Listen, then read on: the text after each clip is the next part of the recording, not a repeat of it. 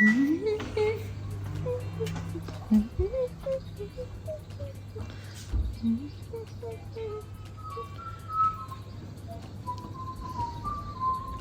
morning, everybody. We are starting out our day in Kalambaka.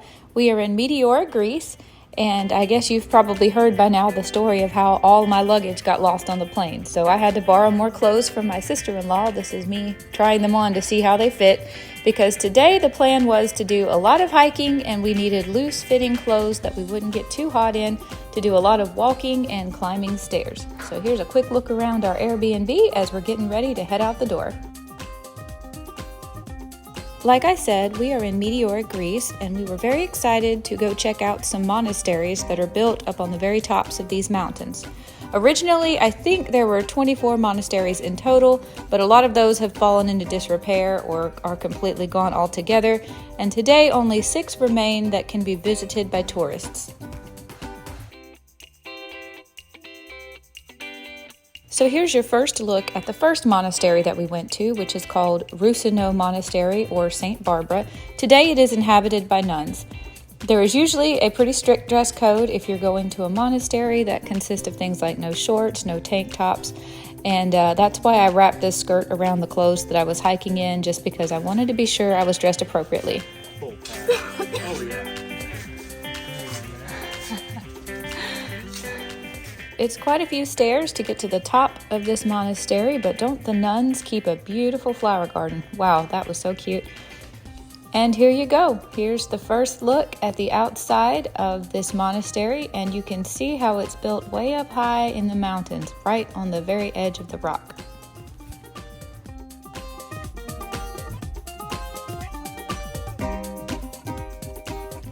Michael captured me having my climb every mountain moment when I didn't think anyone was looking. Fun fact, I thought I was named after Julie Andrews until I was about 12 or 13 years old. I was not.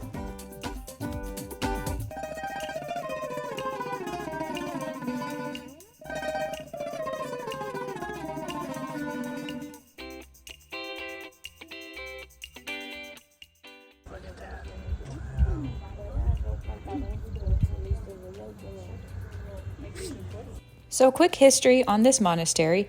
It is called the Holy Monastery of Roussanou, also known as St. Barbara. It was first established in the 14th century and named after the first monk who settled in this area. But in the 16th century, it was expanded to include 3 levels. It became a nunnery in 1988, and today more than 15 sister nuns live inside it. This is a quick look as you step up inside the nunnery at some old equipment. I have no idea how old this is, but I would love to know. I think that's a cool looking door. I'm assuming it has something to do with the pulley system to get supplies up inside this nunnery. I believe admission costs were €3 per person on the day that we went.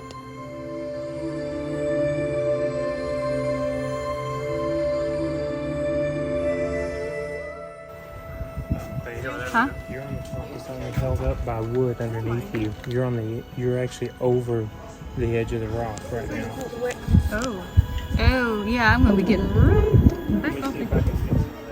How do you know?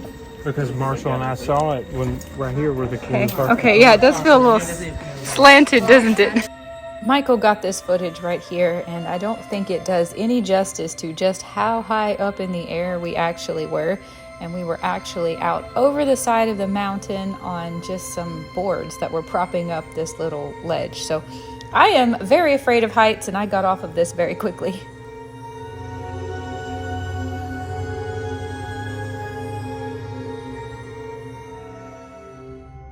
I was looking at my feet as I stepped down inside, and I totally missed a sign that was hung over my head that said no video recording inside.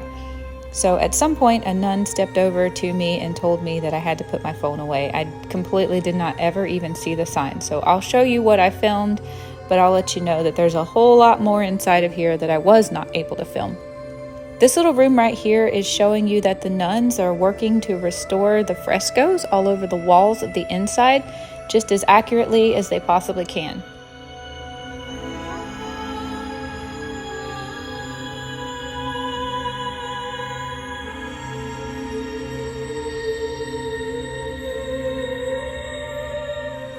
Marshall here is explaining how every single teeny tiny detail in these paintings and frescoes is significant and meant something at the time to whoever was creating the painting.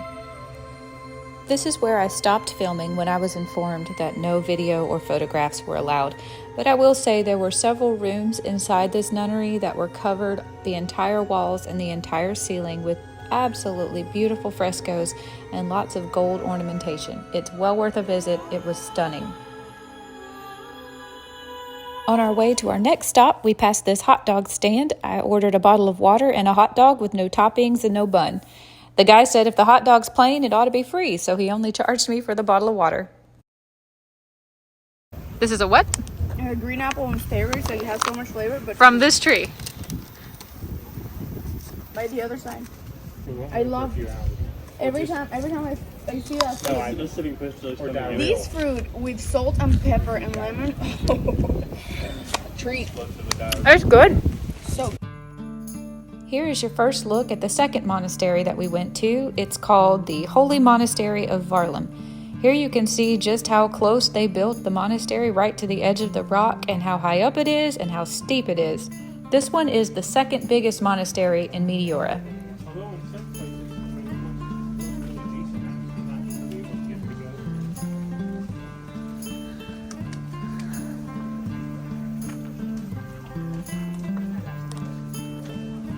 Oh, wow.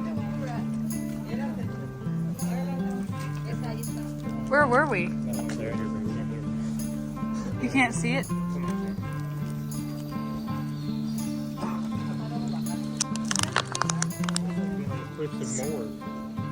That's where we were.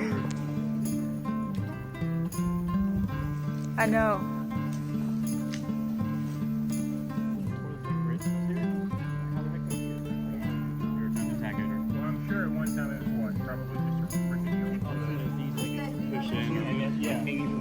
No railing, you know.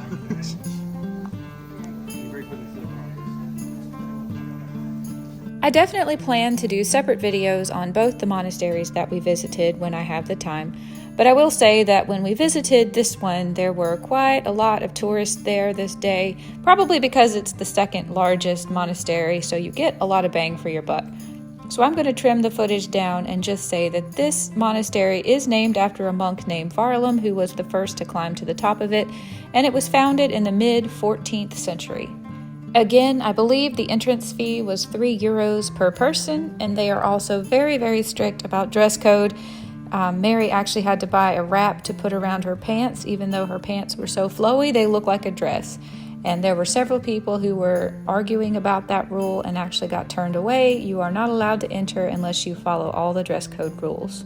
Filming and photography was allowed in this first room, so I got as much footage as I possibly could. But beyond this point, anything that is interior in this monastery, absolutely no filming was allowed.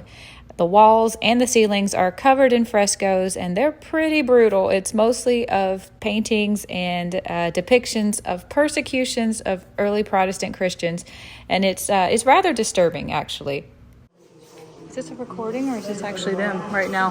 It sounds like this, and I do. It's recording. It sounds like what? We've heard them. It sounds just like this.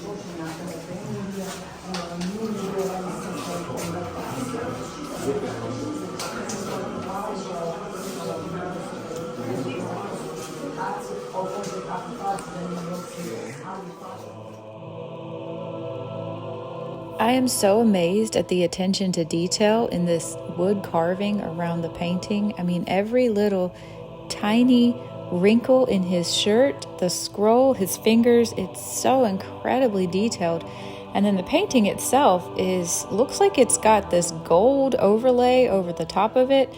I mean, man, can you imagine how much this is worth? Not just its value as a historical item, but just the materials that it's made out of. This is so beautiful, so incredible, and I wonder how long this took to make.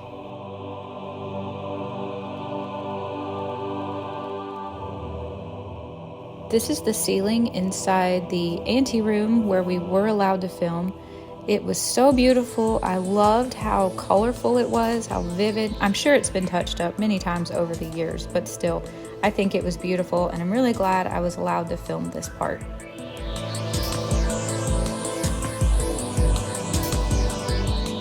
None of the four of us are professional art critics or anything, but we did get a little bit of a kick out of this painting. It's beautiful, but little baby Jesus, who I guess is maybe a toddler here, looks like a full-grown man in the face, and wow, Mother Mary has some very freaky looking hands. As you can see, this monastery was absolutely packed with tourists and tour groups on the day that we were there. So there are a lot of people in some of this footage. This is as far as we were allowed to film, and I did not go past that door because inside is where the frescoes begin. There are plenty of high quality photos online if you want to try to see what some of the frescoes inside look like. This monastery had touched up some of them, and then other ones look to be pretty original.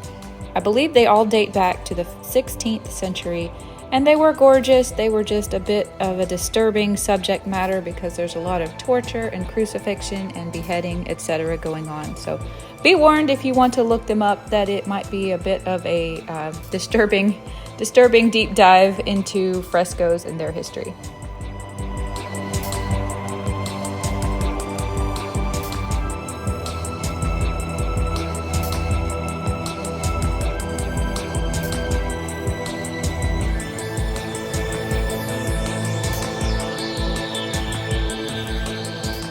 Filming is, of course, allowed outside the monastery and also in any rooms that do not have walls and ceilings covered in frescoes. So the rest of this footage that I took was certainly in places where I was allowed to film, and I wanted to show you as much of this monastery as I can.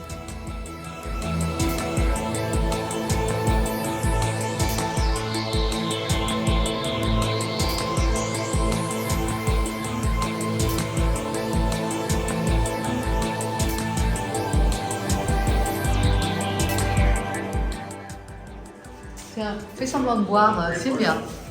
What do you do with this? Maybe like it's a water reservoir. You mean all those paintings of sufferings and this isn't a torture device?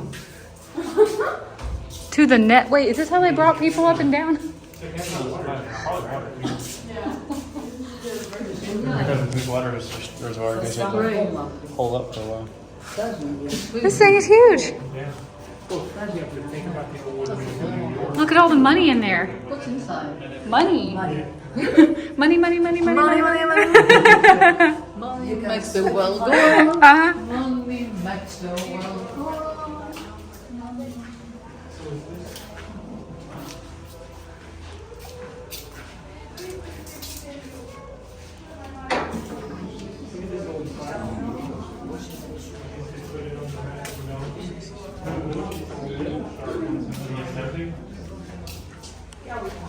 What? This old plow. Like Marshall said, once you put your feet on it and hitch it to your horse, if you feel them, they're sharp. Like water skiing behind your donkey. Wow. That's some pretty tough dirt if that was what you did. I mean, yeah. Pretty neat. Wow.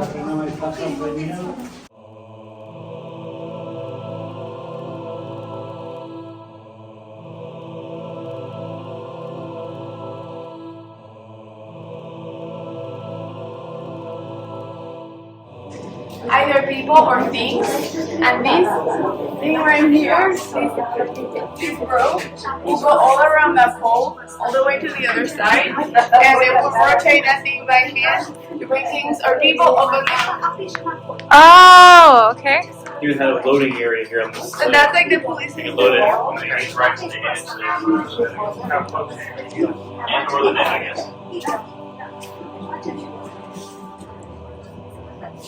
I guess you'd like pushing the net right to the edge. And they don't use it anymore, they gotta fix them. Not manual, fully. What about here? People hiking up there. What am I hearing? I told you about these before. Maybe that bus, maybe. Oh, really? No, Wow. no, I don't know what that is. So this is how they actually did people? This is how it's in the people. This was like supply. Yeah, new-ish. That's like the original. Did they not It's okay, have, just did they not have a staircase at that point?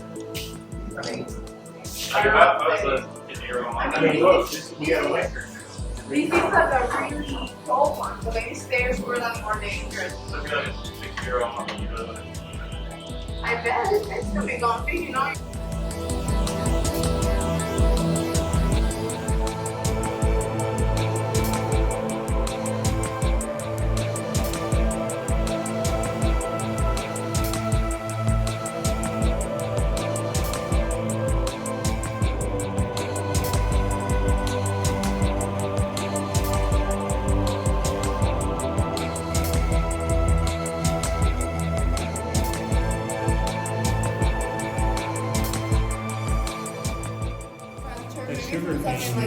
Exactly. You know what I mean? Well, I guess physics are physics no matter what country you are. Yeah, exactly. And right here is fracture. Yeah. So some of these have broken off with time, maybe? Or you Time too, swelling, temperature changes. Moisture. Yeah. Wow. Push it, Mary. I wonder if it was Mary and John. Oh my goodness. What? She's actually able to pull it. Well, that's the rope. She's taking off the, yeah. See how it came. I thought it would take like, I don't know, 4, 6, or 8 grown men to make it turn. Look at you. Superwoman.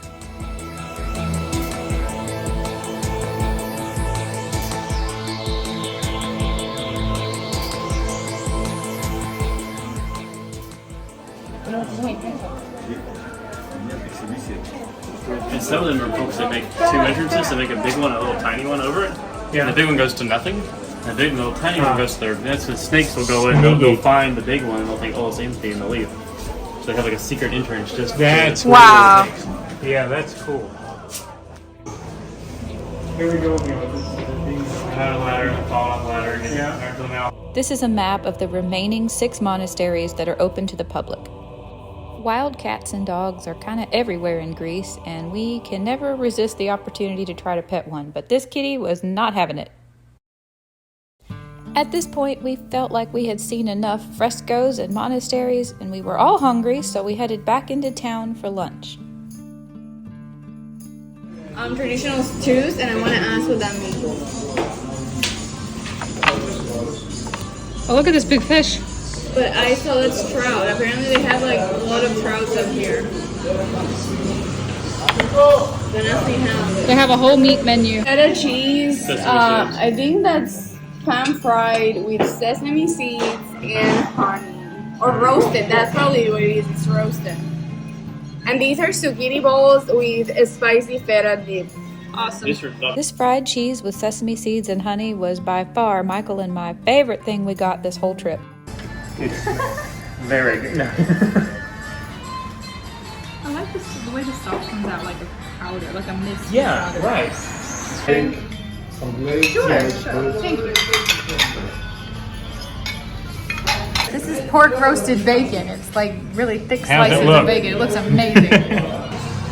I have chicken on the spit. It's their special today. Well, pork.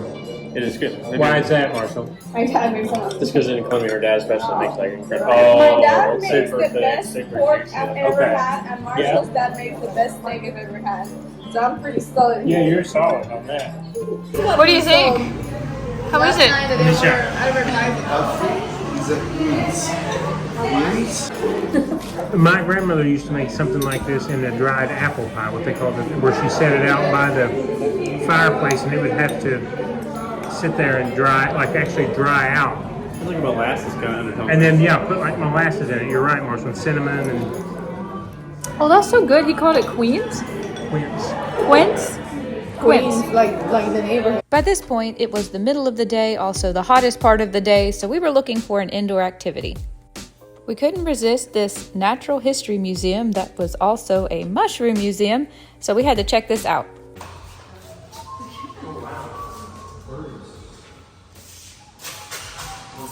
Look at this big thing.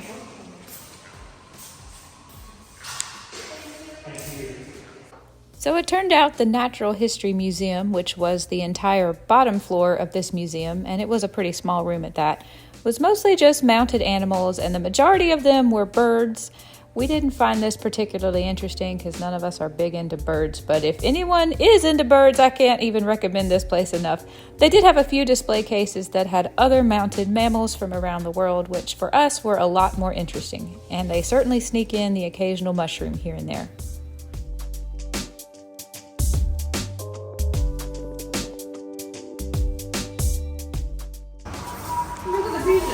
Do you see the Aesop's fable, the fox asking the raven to drop his food? Yeah, I see what? They mounted that to look like Aesop's fable. The raven, I mean the fox. God almighty, that thing is huge.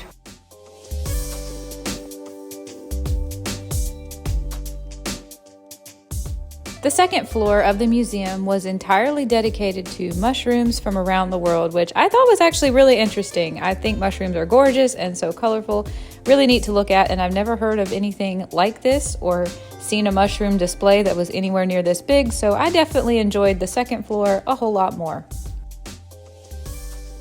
We also were treated to a mushroom taste testing, but I forgot to film more than just this one quick photo of what we tried, but one of them was sweet, one of them was savory. Neither of them were really for me though, so I've actually forgotten what they were called. The museum had this nice balcony with a beautiful view of the Meteora mountains in the background, so we sat here for a while to talk and relax.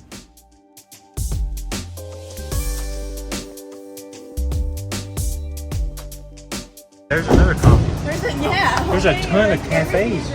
I know. Yeah, no. It was still the middle of the day and way too hot outside to continue on with outdoor activities, so we found this little cafe to sit indoors, enjoy their air conditioning, and have some refreshing cold drinks.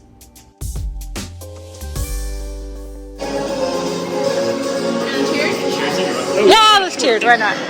Double cheersing? Marshall, is that fresh orange juice? Yes, freshly squeezed, all over Europe. Unlimited. Here, I'll put my straw in there.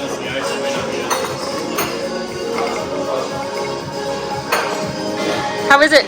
We usually get one like every day. That's the way orange juice is. Let me taste! Morning we would go get some orange juice and have a couple sausages and orange juice for breakfast. And it's It's just a like, perfect, yeah. Wow! Is that not a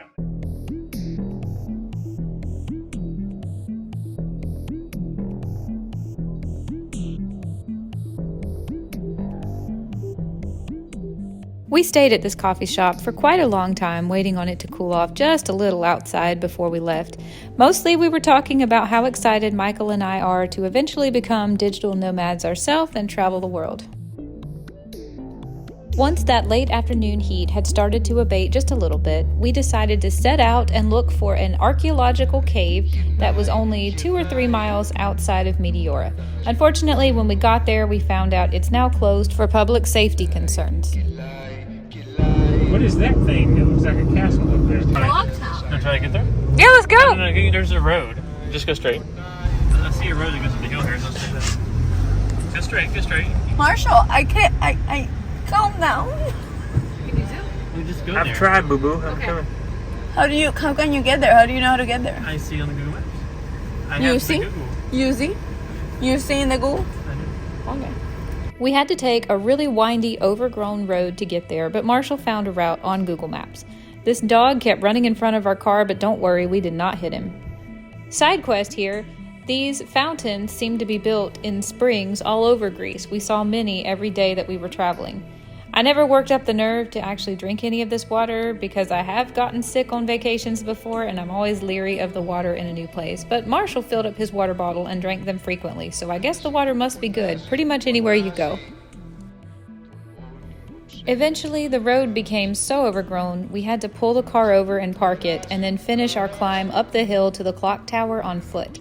While we were walking up the hill, Mary got a phone call. Mary was the only one of the 4 of us who had a Greece number, and this was the Corfu airport calling her to let her know that my luggage, which had been lost on my flight from London to Corfu, had been found and it had been sent to the Corfu airport and was there waiting for me. Lunchtime for. Okay, perfect. Thank you very much. We found the bag! We found the bag! Thank you. I'm so happy! Now I had a whole Amazon cart full of everything I lost, and some of it I like better than what I left. Which Mary was correct. She's like, why waste 2 hours last night doing that?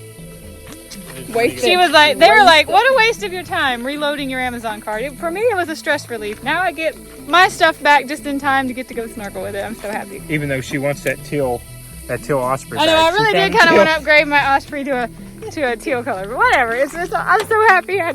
They found it. They flew it to Corfu, even though I specifically said, please don't do that. British Airways flew it to Corfu. That's fine, whatever. We will go back to Corfu and get it on our way to Albania in 4 days. 4 days. Adrenaline rush. Yeah. You get these butterflies? Try to.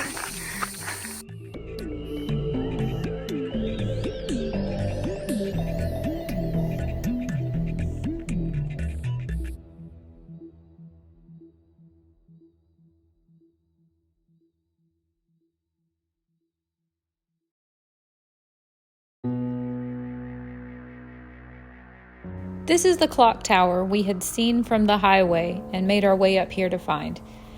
Now that we were finally at it, we weren't exactly sure what it belonged to. There didn't seem to be a church or any type of structure around, and it's just up here on the hill all by itself. The clock tower only had one door, which was deadbolted. However, it's pretty obvious that people had probably been coming and going because a lot of the windows were broken. Wow, there's a lot of glass busted out on this thing. Bring it, baby. I allowed it.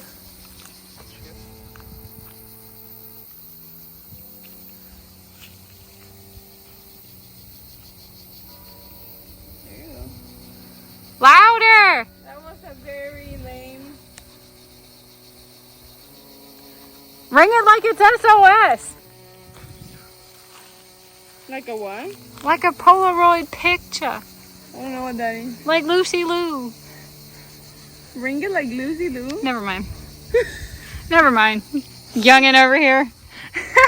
I mean, I love that you. I mean, I'm 30. As you can see, Marshall did climb to the top of the clock tower. It's about to ring. And he got this quick little video from the inside just for those of us on the ground who were curious. That was kind of a pathetic ring. No, I don't want to disturb the village people. They're in New York, myself. Just up the hill from the clock tower is this little shady area. It was really pretty, and we thought that maybe once upon a time it had been part of a public park or something. It looked like there had been an area for parking cars, and then in the trees we saw the remains of some picnic tables and what looked like playground equipment, and even one of those fountains that I was just talking about that's built into a spring and provides fresh water.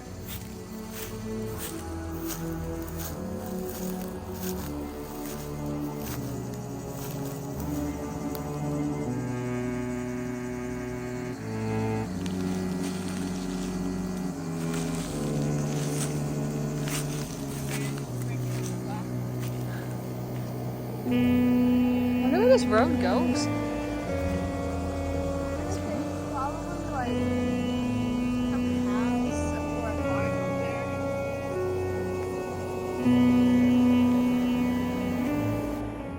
I was just thinking how beautiful this little piece of nature was and how it would be so fun to come here and just spend a whole day playing in nature. I think all this was the most awesome find, this beautiful whitewashed clock tower and all these gorgeous flowers and weeds and thistles. It was well worth the trek out of our way and the climb up this mountain. We headed back towards town and back to our Airbnb just to take a load off our feet for a little bit and have a decompression break. I am not ashamed to admit I ate this whole Milka bar all by myself.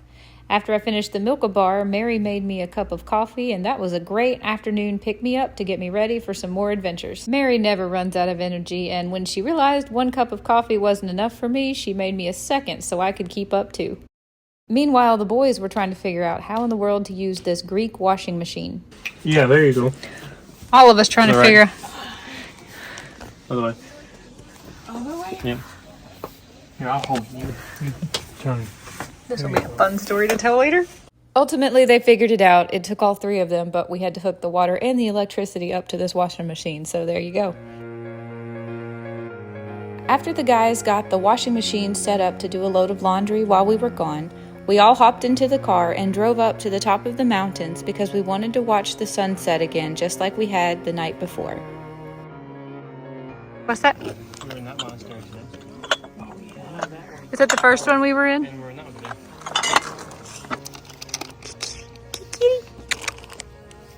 Kitty.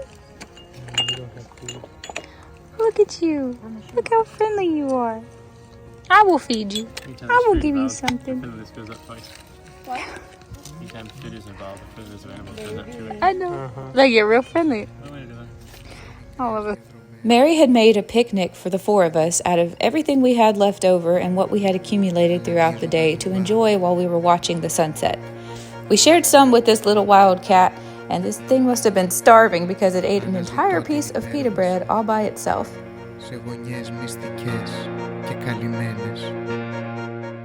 Another beautiful sunset.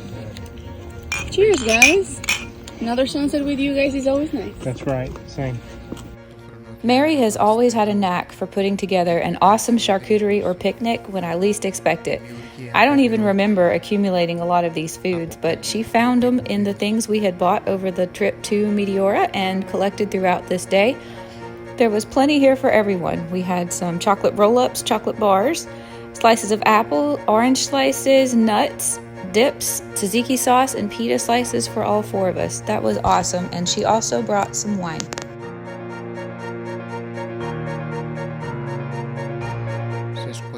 Really? Cats typically only die and they fall, I think it's like three stories, so they have time to get vertical. If a cat reaches terminal velocity, they don't typically get like terminally injured. While we all enjoyed our picnic, Marshall got out his drone and flew it around to get some footage. It was even more interesting watching the drone footage tonight than it was the night before, because now we had actually been to some of these monasteries and we had kind of a better idea of what we were looking at and what to look for. I've included all of his drone footage, which he has really graciously shared with me, and I've put it at the end of this video after my outro.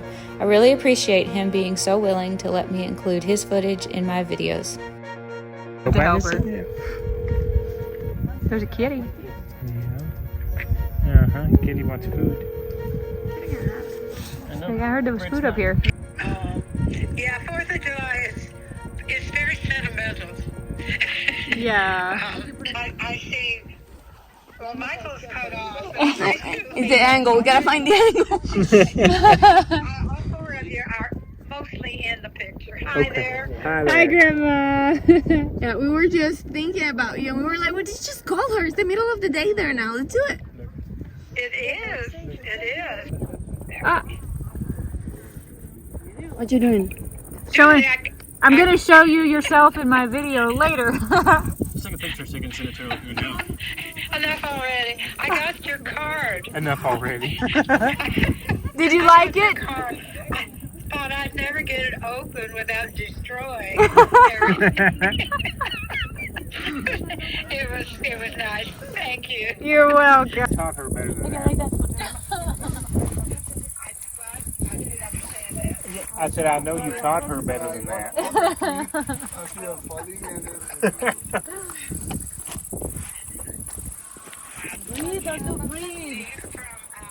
It was really stinky. I'm like, what did you feed her? She's like, oh, I just shared a little bit of everything I had. Well, you know what? After the sun had set, Grandma could no longer see our faces on FaceTime, so we headed back into town to go to a restaurant that Marshall and Mary had actually found the night before when they were out exploring on their own. Technically, olive oil is a seed oil Yeah, because they squeeze the seed. but they take the time to call it extra virgin olive oil. Oh yeah, here. The oil which is used is extra virgin olive oil. Does it have to do with the age of the olive or with the process? The process is what makes it. There's a pull and squat tool here for the dudes. There, go. Let's do it.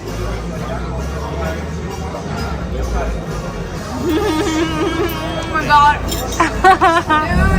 Perfection. Yes. Right. Here, that's tender, yeah. Most tender beef, really, yeah. Barely this tender. Is it hot? Sure, No. I mean, it's not cold, but it's hot. It's hard to get. Never thought the cheeks of an animal tasted so good, did you? Wow. Wow. It's like perfect for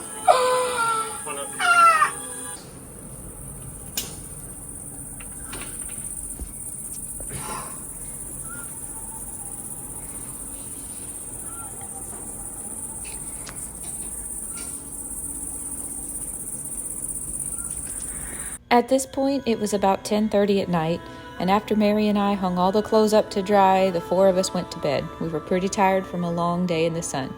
After my outro, I've included all of Marshall's drone footage. Marshall, thank you so much for sharing this with me. I hope everyone enjoys it as much as I do.